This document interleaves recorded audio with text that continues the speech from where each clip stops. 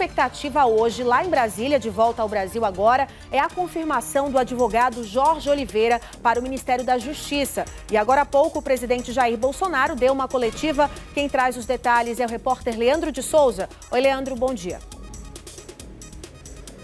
Bom dia, Márcia. Bom dia a todos que nos assistem. O advogado Jorge Oliveira, que é atual secretário-geral da Presidência da República, e também Alexandre Ramagem, que são cotados para assumir, no caso do Alexandre Ramagem, a diretoria-geral da Polícia Federal, são os principais cotados, mas até agora não houve ainda a confirmação do nome dessas pessoas para ocupar os cargos. Aliás, o presidente Jair Bolsonaro, hoje, na saída do Palácio da Alvorada, quando falou com a imprensa, quando perguntado sobre a confirmação dos nomes, ele apenas sorriu e aí, no caso, encerrou a entrevista coletiva. Entrevista coletiva essa até que, inclusive, surpreendeu os jornalistas, porque na agenda do presidente não havia nenhum compromisso oficial marcado. Mas antes, às 7 horas da manhã, 5 ministros chegaram à residência oficial do presidente para uma reunião. Entre eles, o ministro Paulo Guedes, da Economia, a ministra Tereza Cristina, da Agricultura, Tarcísio Freitas, da Infraestrutura, Wagner Rosário, da Controladoria Geral da União e Roberto Campos Neto, que é presidente do Banco Central e também tem status de ministro. Na saída, o presidente Jair Bolsonaro parou para falar com a imprensa. Ele quase não conversou dessa vez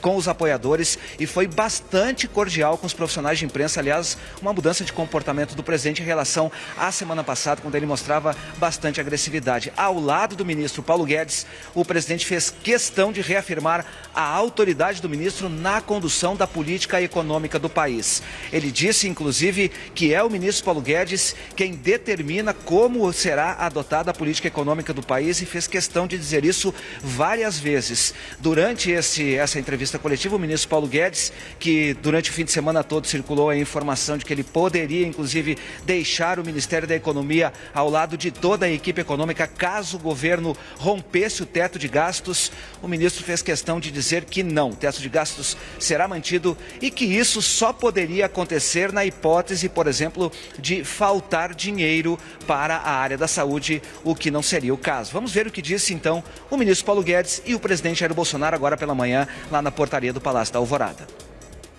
Eu não falo pelo Paulo Guedes, né? Ele é que fala por mim nessas questões.